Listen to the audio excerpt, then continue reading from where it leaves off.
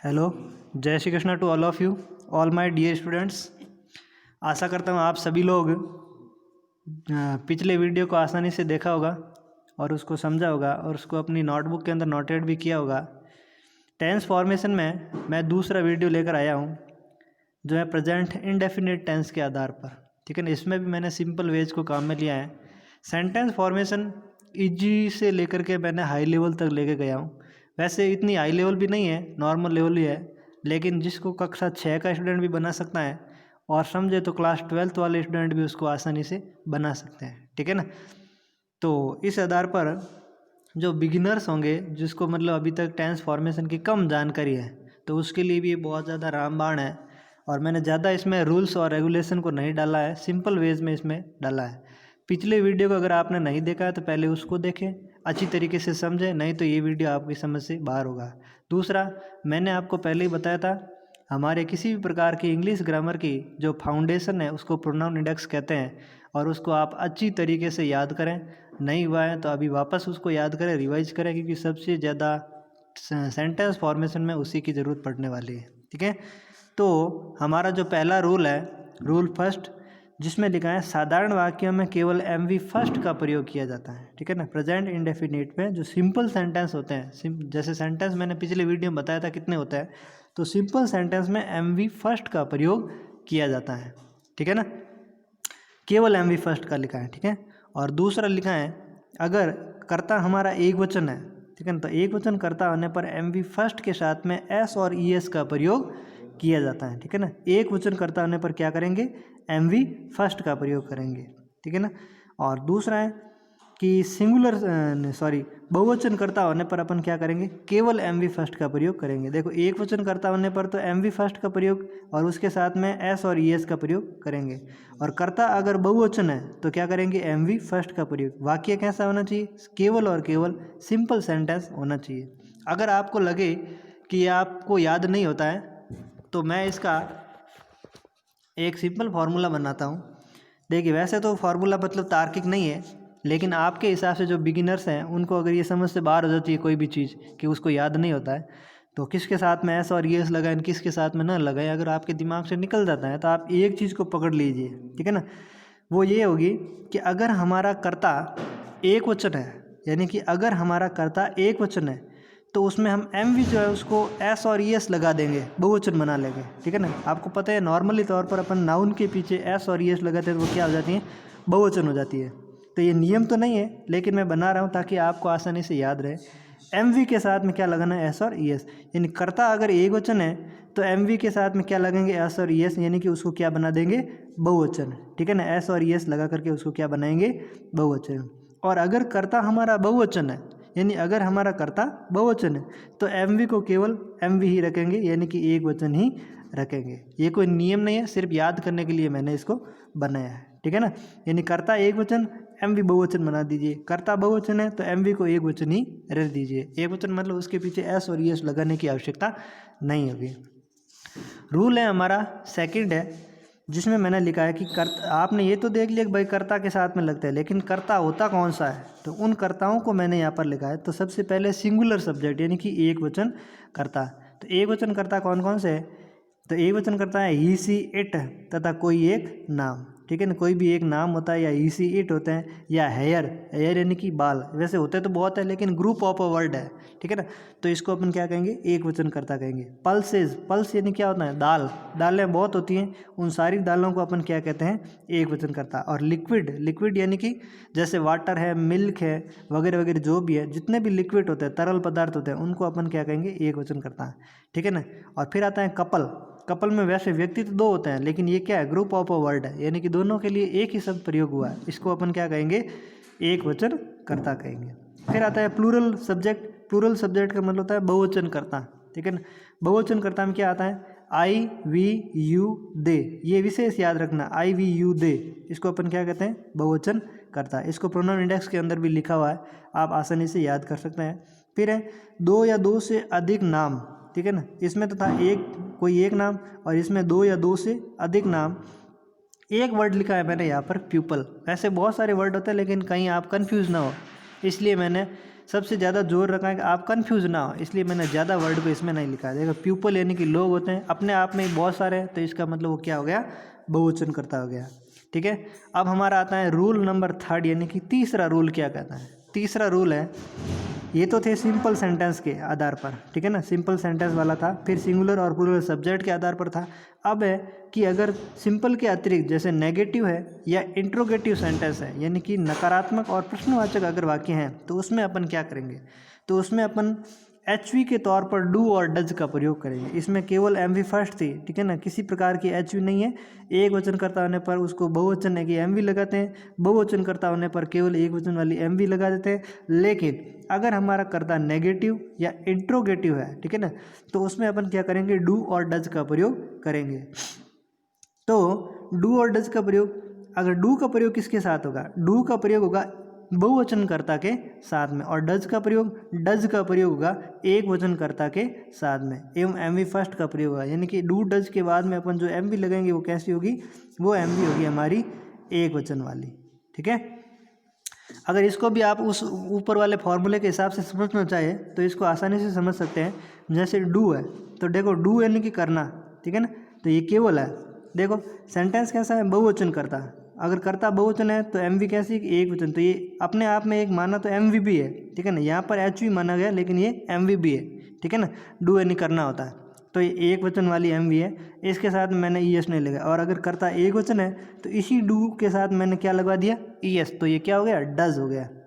ठीक है ना, तो ऊपर वाला फॉर्मूला यहाँ भी लागू होता है, लेकिन आप कंफ्यूज ना होना, सिर्फ इतना याद रखना, डज यानी कि एक वचन करता और डू यानी कि बहुवचन करता, और कौन से एक वचन और कौन से बहुवचन वो ऊपर यहाँ पर लिखे हुए हैं, और इनके बाद में आने वाली एमवी कैसी होगी, एमवी फर्स्ट। देखो मैं ज़्यादा समय भी ले रहा हूँ, लेकिन इसका मतलब सिर्फ इतना ही है कि आपको अच्छी तरीके से याद हो।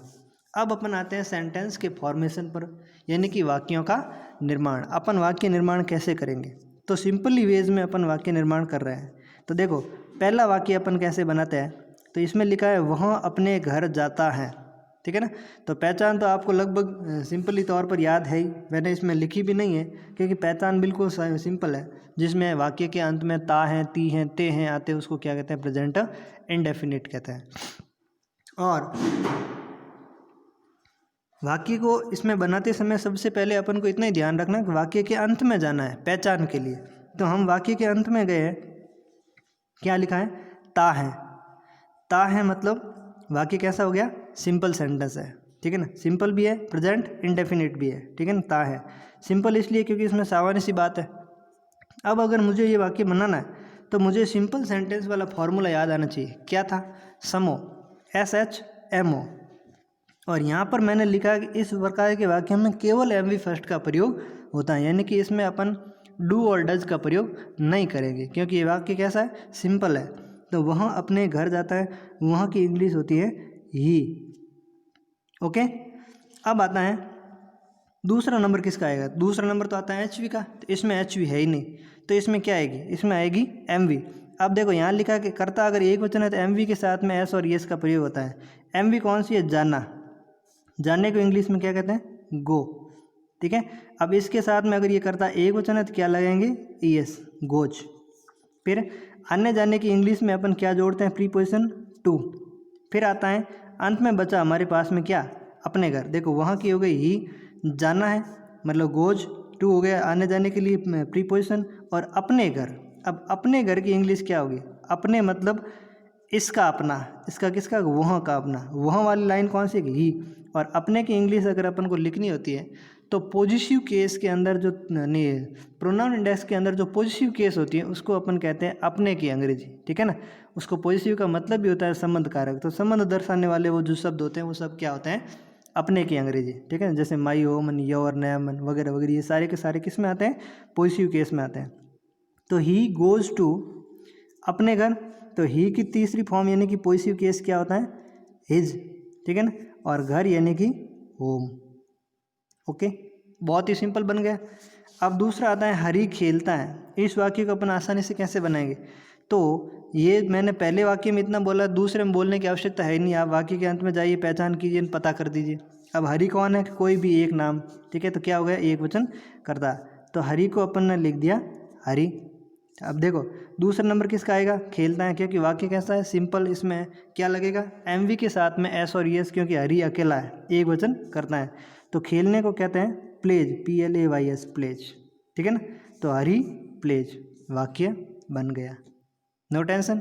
तीसरा, रीना अपने कपड़े धोती है, ठीक है ना। थोड़ा सा इसमें अलग, मैंने कहा था ना सिंपल से थोड़े थोड़े मैं इस वाक्य को चेंजेस करता रहूँगा ताकि आपको आसानी से समझ में आए। रीना अपने कपड़े धोती है, तो रीना कितनी है, एक ही है, तो लिख दिया मैंने रीना, मतलब एक वचन करता है हमारा, और ती है मतलब साधारण सा वाक्य है और इंडेफिनिट टेंस है। तो रीना। दूसरा नंबर किसका आएगा, एच वी तो आएगा नहीं क्योंकि वाक्य कैसा सिंपल है, तो एम वी आएगी। एम वी के साथ में एस और एस होगा क्योंकि रीना एक ही है, एक वचन करता है। तो धोने को कहते हैं वॉश, तो ये हो गया वॉश। अब इसके पीछे क्या लगाएंगे, ES, तो क्या बन गया, वॉशेज, रीना वॉशेज। तो वॉशेज का मतलब हो गया धोना, और रीना मतलब रीना हो गया। पीछे क्या बचा, अपने कपड़े। अपने कपड़े मतलब किसके कपड़े, रीना के कपड़े। तो रीना कौन हो गई, एक लड़की। अब लड़की को जो प्रोनाउन इंडेक्स है उसमें लड़की के नाम पर प्रोनाउन कौन सा बनता है, सी बनता है, तो सी, हर। तो तीसरा नंबर किसका आएगा, हर का।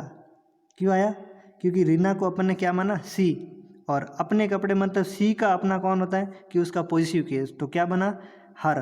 तो रीना वॉशेज हर क्लोथ, CLOTHES, क्लोथ्स।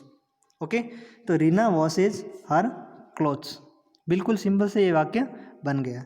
दूसरा नंबर आता है, महेश और रमेश पेड़ काटते हैं। बहुत ही आसान है, महेश और रमेश। तो सबसे पहले अपन को ये लिख देना चाहिए, महेश एंड रमेश।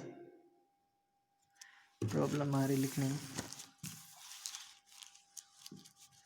हाँ। महेश एंड रमेश। अब देखो ये कर्ता कितने हो गए हमारे पास में, ये दो नाम है, तो वाक्य कर्ता कैसा है, बहुवचन है। तो क्या बनेगा, केवल MV की फर्स्ट फॉर्म ही लगेगी, यानी एस और एस का प्रयोग नहीं होगा। तो दूसरे नंबर किसका आया, कट है। अब पीछे देखो, महेश एंड रमेश मैंने लिख दिया, महेश एंड रमेश, और काटते हैं क्या हो गया, कट, CUT, कट। अब क्या बचा पीछे अंत में, केवल और केवल पेड़, तो पेड़ की इंग्लिश क्या हो गई, द ट्रीज। ओके, किसी प्रकार की प्रॉब्लम नहीं, पेड़ मतलब बहुवचन है अपने आप में, तो मैंने लगा दिया द ट्रीज, ठीक है ना। वे अपने गांव नहीं जाते हैं। देखो इसमें सबसे बड़ी बात क्या है, एक तो पहले वाक्य के अंत में जाओ, ता है, ती है लिखा हुआ है, तो वाक्य की हमारी पहचान हो गई। अब इसमें लिखा हुआ है मेन रूप से अपन का नहीं, नहीं का मतलब वाक्य कैसा बना, नेगेटिव। नेगेटिव और इंट्रोगेटिव जो सेंटेंस होते हैं उसमें डू और डज का प्रयोग किया जाता है। डू का प्रयोग बहुवचनकर्ता के साथ में और डज का प्रयोग एक वचनकर्ता के साथ में। तो मैं यहाँ पर लिख रहा हूँ, वे की इंग्लिश होती है दे। दे क्या है, एक वचन है या बहुवचन है, आप सोचोगे तो वे मतलब अपने आप में क्या बहुवचन करता है, तो ये हो गया बहुवचन करता है। वाक्य नेगेटिव है तो इसमें हमारी जो एच लगेगी वो कौन सी लगेगी, डू। याद रखना फॉर्मूला है सनमो, SH। अब तीसरा नंबर किसका आएगा, न, यानी कि सनमो, SHNMO। तो N मतलब नॉट, और M यानी कि MV। तो देखो वे अपने गांव नहीं जाते हैं, तो MV कौन सी होगी, जाना। तो जाना मतलब गो। देखो केवल MV फर्स्ट का प्रयोग होगा, ठीक है ना, डू और डज के साथ में। तो ये डू और डू के साथ में क्या आ गया, केवल गो। अब देखो वाक्य के अंदर समझो, वे की इंग्लिश हमने लिख दी, ठीक है, नहीं और जाते प्लस हैं ये भी हमने लिख दिया। पीछे क्या बचा कि अपने गांव। अब किसके अपने गांव, इस दे के अपने गांव। तो दे की तीसरी फॉर्म यानी कि इसका पॉजिटिव फॉर्म क्या होगी, तो वो होते हैं देयर। अब विलेज, ये हो गया विलेज। कोई टेंशन, बिल्कुल ये इजी का सेंटेंस हमारा बन गया। तुम अपने कमरे की सफाई नहीं करते हो। देखो ते हो मतलब वाक्य हमारे समझ में आ गया। अब फिर लिखा हुआ है नहीं, नहीं आते ही वाक्य कैसा बनेगा, सनमो के आधार पर बनेगा। जैसे ऊपर वाला बना वैसे ही वाक्य बनेगा। तो इसमें भी ज़्यादा टाइम वेस्ट नहीं करते हैं। इसको देखो, तुम का मतलब हो गया यू, ठीक है ना। अब यू एक वचन करता है, एक बहुवचन है, तो हम समझेंगे ये क्या है, बहुवचन करता है। तो do not, you do not, क्योंकि देखो SHN। अब तीसरा नंबर किसका आएगा, M का मतलब होता है यानी कि MV। तो इसमें क्या है, सफाई करना। देखो वाक्य में क्या बन रही है, एक्शन किस में आ रही, सफाई में आ रही। तो सफाई को कहते हैं क्लीन, तो CLEAN, clean. You do not clean. अब देखो तुम कमरे की सफाई करते हो, ये यहाँ तक हो गया। वाक्य में पीछे क्या बचा, अपने कमरे की, तो तुम क्या हो गया, तुम हो गया यू। तो यू का तीसरा यानी पॉजिटिव केस होगा जो अपने की इंग्लिश होगा, क्योंकि तुम्हारा अपना कमरा है तो तुम तुम्हारे अपने के साथ में क्या जोड़ेंगे अपन, योर। ठीक है ना। तो देखो प्रोनाउन इंडेक्स की कितनी ज़्यादा हमें ज़रूरत पड़ती है। Your room, you do not clean your room. Okay, you do not clean your room बन गया वाक्य। अब है वाक्य नंबर 7। इसको बनाना कितना आसानी से ये वाक्य बनता है। मीरा अपना होमवर्क नहीं करती है। तो सबसे पहले हमें क्या करना है, देखो ज़्यादा मैं टाइम वेस्ट नहीं करूँगा, जितना शुरुआत में समझे उतना अंत में समझाने की आवश्यकता नहीं, फटाफट ये वाक्य बनाना पड़ता है, क्योंकि ज़्यादा समझाने में कन्फ्यूज़न आता है मुझे भी और आपको भी। ठीक है ना। तो मीरा अपना होमवर्क नहीं करती है, तो मीरा का हो गया मीरा। अब नहीं आ गया तो क्या होगा, मीरा क्या है, एक वचन करता है। देखो कोई भी एक नाम आता है तो एक वचन करता होता है, तो एक वचन करता है तो क्या जोड़ दिया मैंने, डज। और तीसरा नंबर किसका आएगा, नॉट। ठीक है ना। तो मीरा हो गई, डज नॉट हो गई। ठीक है ना। अब देखो अब आती है कि एम वी कौन सी जोड़ेंगे। तो इसमें क्या आता है कि इसमें लिखा है मीरा अपना होमवर्क नहीं करती थी। अपना होमवर्क तो एक अलग चीज़ होगी। अब नहीं कर रहा, करने को इंग्लिश में कहते हैं डू, तो यहाँ पर मैंने लिख दिया do. Meera does not do. अब आती है कि अपना काम, अपना होमवर्क। तो अपना होमवर्क का मतलब है किसका अपना होमवर्क, मीरा का अपना होमवर्क। मीरा कौन है, एक लड़की है, तो सी वाली लाइन में जाएंगे और ये हो गया हर होमवर्क। No doubt. ठीक है ना। इधर करता हूँ मैं, Meera does not do her homework, कोई प्रॉब्लम नहीं। अब वाक्य बनाना है 8वां, बहुत ही आसान है। वहाँ उसे नहीं जानता है। ठीक है ना। तोता है लिखा है, वाक्य के अंत में जाओ समझ जाओ। अब वहाँ उसे नहीं जानता है मतलब कौन है, कोई लड़का है, तो वहाँ की इंग्लिश क्या हो गई, ही। ठीक है ना। अब नहीं आया तो वाक्य में क्या लगाएंगे, डू या डज। तो यहाँ पर क्या आएगा, डज, क्योंकि ये एक वचन करता है, ही सी इट कोई भी एक नाम। ठीक है ना।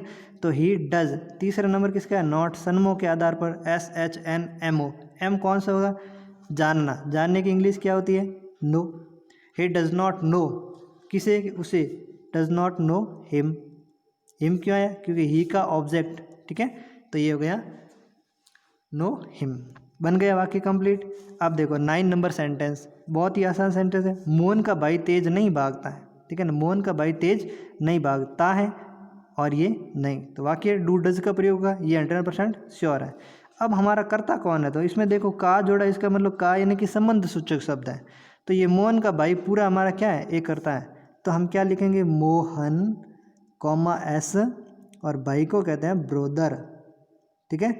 अब देखो कोई भी अगर सजीव करता होता है उसके अगर आगे का के की है तो कॉमा जोड़कर एस जोड़ दो, उसकी इंग्लिश बन जाएगी का के की। ठीक है। तो मोहन्स ब्रोदर। आप देखिए, आप अपने मन के अंदर सोचिए, करता कितने, एक ही है, क्योंकि मोहन का भाई यानी किसी एक व्यक्ति के बारे में बात हो रही थी। ये हमारा क्या हो गया, एक वचन करता। ठीक है ना। अब बात आती है, अगर एक वचन करता है तो साथ में किसका प्रयोग होगा, डज। अब तीसरा नंबर किसका है, सनमो के आधार पर नॉट। अब क्या है, भागना, क्योंकि चौथा नंबर किसका आ गया, सनमो। एम, एम मतलब भागना यानी कि रन। ठीक है। अब ऑब्जेक्ट पीछे क्या बचा है, तेज। तेज की इंग्लिश क्या होगी, फास्ट। नो टेंशन, बॉन्स brother does not run fast. Okay. Number 10 यानी कि 10वां सेंटेंस है, उसका भाई चाय नहीं पीता है। अब देखो उसका भाई, उसका किसका, या तो किसी लड़की का भाई होगा या फिर किसी लड़के का भाई है। तो माना कि ये किसी लड़के का भाई हो, आप लड़की का भाई भी मान सकते हैं या लड़के का भाई, अगर कोई भी माने, जैसे लड़के का भाई है तो हिज ब्रोदर, और लड़की का भाई है तो हर ब्रोदर। ठीक है ना। तो ये मैंने मान लिया हिज ब्रोदर। ओके। अब बात है कि नहीं लिखा तो इसका मतलब इसमें क्या आएगा, इसके अंदर आएगा नॉट। तो नॉट आएगा तो वाक्य में अपन क्या जोड़ेंगे, डू और डज। तो हिज ब्रोदर, खुद सोचिए किसके बारे में बात हो रही, यानी थर्ड पर्सन, यानी कि एक वचनकर्ता के बारे में बात हो रही, यानी कोई एक व्यक्ति के बारे में बात हो रही है। ठीक है ना। तो हिज ब्रोदर डज आएगा साथ में, डज नॉट। ठीक है। तो हिज ब्रोदर डज नॉट। अब आते हैं पीना, पीने की इंग्लिश क्या होती है, टैक। ठीक है। खाना पीना लेना, टैक। ठीक है ना। डज नॉट टैक। अब पीछे क्या बता, देखो उसका भाई हमने लिख दिया, नहीं हमने नॉट लिख दिया, और पीना हमने टैग लिख दिया। पीछे क्या बता, चाय, चाय को हमने जोड़ दिया टी। हो गया वाक्य हमारा कंप्लीट। No tension. अब बात आती है 11वें सेंटेंस की, क्या आप पेड़ काटते हो? तो बहुत आसान है। देखो वाक्य किससे स्टार्ट हो रहा है? क्या से स्टार्ट हो रहा है, और ते हो मतलब प्रेजेंट इंडेफिनिट का सेंटेंस है, और कैसा है? इंटेरोगेटिव है। इंटेरोगेटिव में कौन सा है? क्या से शुरू होने वाला। तो फॉर्मूला कौन सा है? H V subject M V. अगर आपको एच वी लगानी है तो बहुत आसान है। एच वी यहाँ तक हमने लगाई, फिर भी अगर समझ में ना आए तो कर्ता ढूंढ लो। कर्ता कौन सा है? आप। तो आपके साथ में आप एक वचन करता है या बहुवचन है? सीधी सी बात है, बहुवचन करता है, तो क्या लगाएंगे? डू। और कर्ता उसके बाद में देखो एच वी सब्जेक्ट। अब तीसरा नंबर किसका आएगा? एम वी का। तो एम वी कौन सी है? कट। पीछे क्या बचा? देखो क्या आप कट काटते हो। पीछे क्या बचा? पेड़, तो द ट्रीज। ओके, पीछे लगा दो प्रश्नवाचक शब्द। ये हो गया बिल्कुल ही इजी हमारा सेंटेंस। 12वां, क्या वह हरी की चुगली करता है? तो क्या वह हरी की चुगली करता है। देखो वाक्य किससे स्टार्ट हो रहा है? क्या से स्टार्ट हो रहा है, यानी कि वाक्य कैसा है? प्रश्नवाचक है, ठीक है ना। तो प्रश्नवाचक में कौन सा? क्या से, यानी कि ये वाक्य बनेगा H U subject M V, यानी कि इसी फॉर्मूले का आधार पर ये वाक्य बनेगा। चुगली करने को कहते हैं बैक बाइट, अगर आप खुद पहले इस वाक्य को रोक करके बनाना चाहो तो, ठीक है ना। तो क्या वह हरी की चुगली करता है? ता है, इसका मतलब कौन है? वह कौन हो गया? कोई न कोई लड़का है। तो इसकी इंग्लिश क्या होती है? अगर मैं चाहूँ तो यहाँ लिख भी सकता हूँ, देखो ही, ठीक है ना। अब मुझे फॉर्मूला है कि H U subject M V, तो सब्जेक्ट मैंने लिख दिया, अब एच यू पहले लिखनी है, तो इसके साथ में कौन सी एच यू आएगी? डज, ठीक है, क्योंकि ये एक वचन करता है, तो इसके साथ में कौन सी आएगी? डज, तो डज ही। अब देखो क्या वह हरी की चुगली करता है? H V subject M V, तो एम वी क्या हो गई? चुगली करना, ठीक है ना। तो चुगली करने को कहते हैं back bite. Does he back bite. फिर किसकी है? क्या वह हरी की, बैक बाइट ऑफ हरी, बिल्कुल आसान से। Does he back bite of Hari, क्या वह हरी की चुगली करता है, ठीक है। आशा करता हूँ समझ में आ गया होगा। अब देखो इससे आगे वाला, क्या वे नृत्य करते हैं? क्या वे नृत्य करते हैं, तो देखो क्या से शुरू हुआ, मतलब यही H V subject M V का फॉर्मूला लागू होगा। तो सब्जेक्ट को अगर समझ में ना आए तो पहले लिख दो, वे की इंग्लिश क्या होती है? दे। तो दे एक वचन करता है, एक बहुवचन है, तो बहुवचन है, तो इसके साथ में किसका प्रयोग होगा? डू का, ठीक है। अब एच वी सब्जेक्ट हमारा क्या है? दे, ठीक है। Do they.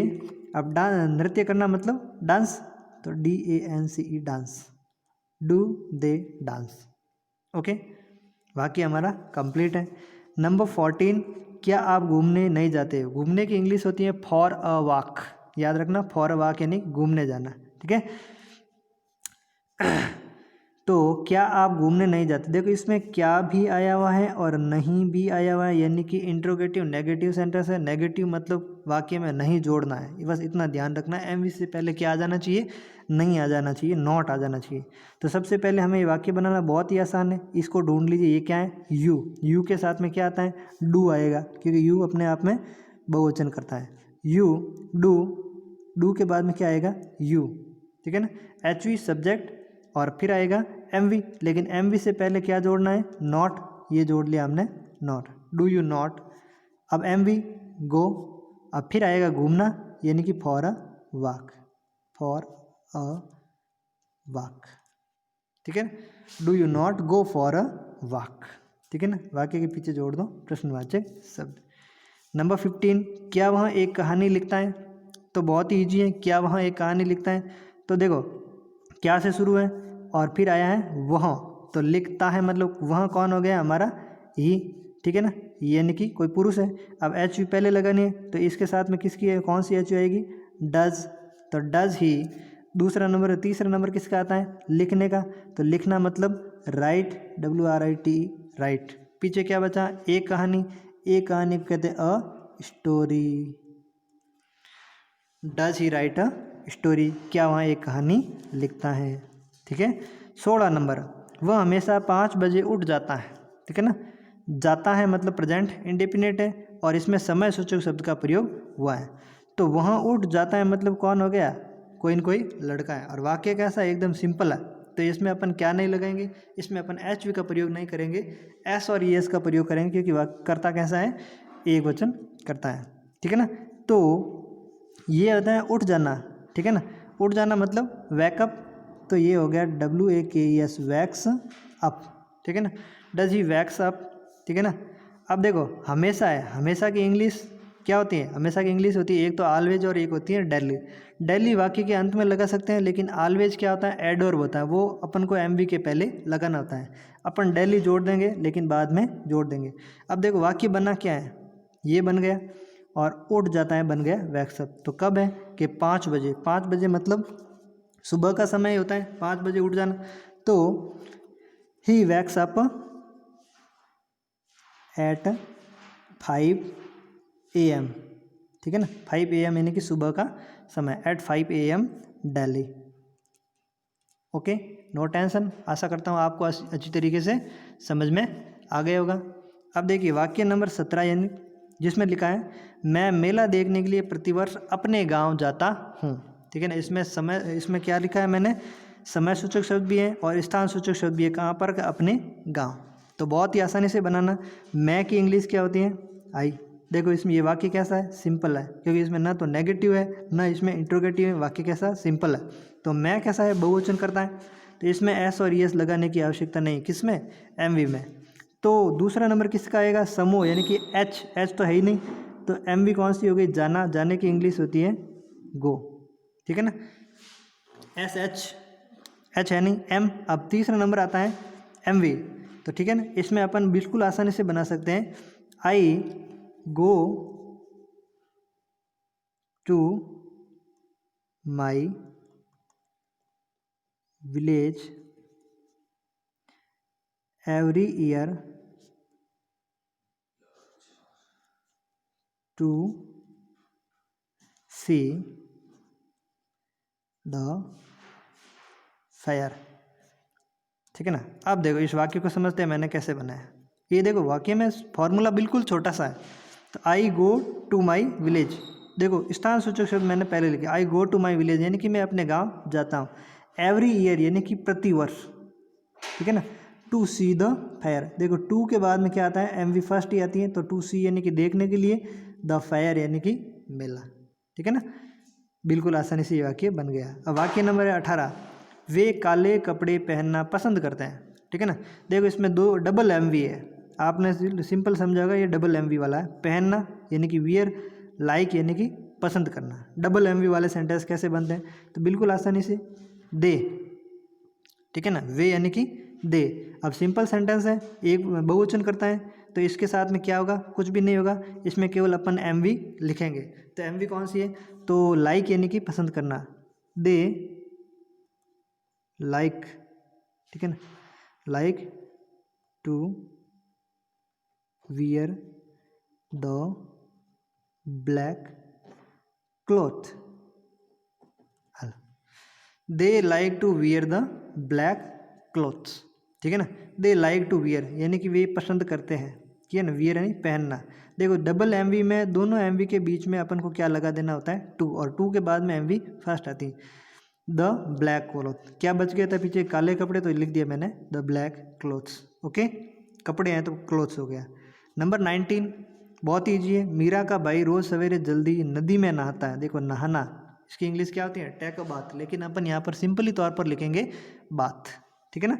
मीरा का भाई हमारा करता है, ठीक है ना, तो मीरा के भाई की इंग्लिश क्या बनेगी, Meera comma s brother, Meera's brother, ठीक है ना। अब देखो मिराज ब्रोदर, अब ये करता कैसा है हमारा, एक वचन, क्योंकि ये अपन एक किसी एक व्यक्ति के बारे में बात कर रहे हैं, ठीक है ना। तो एक वचन करता है, तो इसमें एम वी के साथ में क्या लगेगा, एस और यस, क्योंकि एच तो इसके अंदर है नहीं। वाक्य कैसा है, सिंपल है, ठीक है ना। तो नहाने की इंग्लिश होती है बाथ, BATHES, बाथ्स, ठीक है ना। यस, मिराज ब्रोदर बास।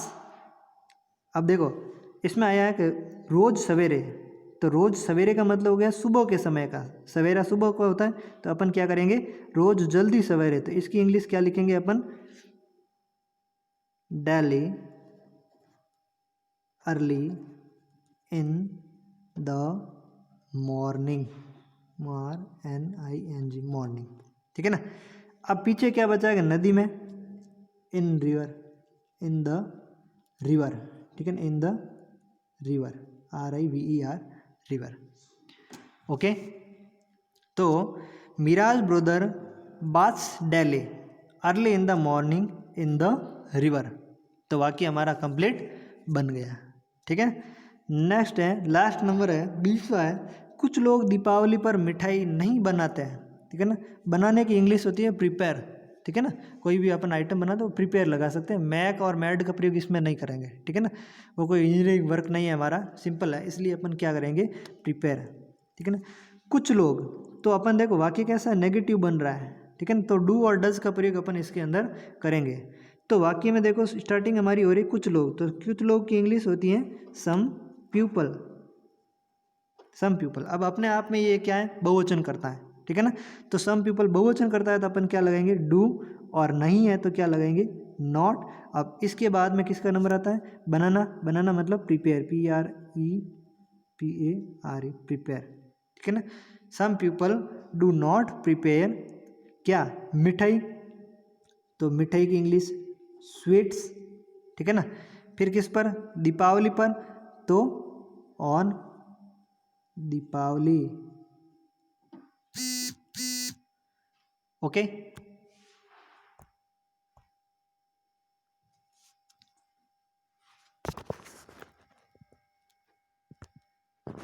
यस, तो some people do not prepare sweets on Deepawali. ये हमारा सिंपल तौर पर ये सेंटेंस जो अंतिम सेंटेंस था वो बन गया। आशा करता हूँ आपको अच्छी तरीके से समझ में आया होगा, और रिवाइज कीजिए और सेंटेंस बनाइए। अपन कल प्रेजेंट कंटिन्यूस के बारे में बात करेंगे। ठीक है ना, बहुत ही सिंपल है, और भी अच्छे अच्छे सेंटेंस लाऊंगा। Thank you so much for watching this.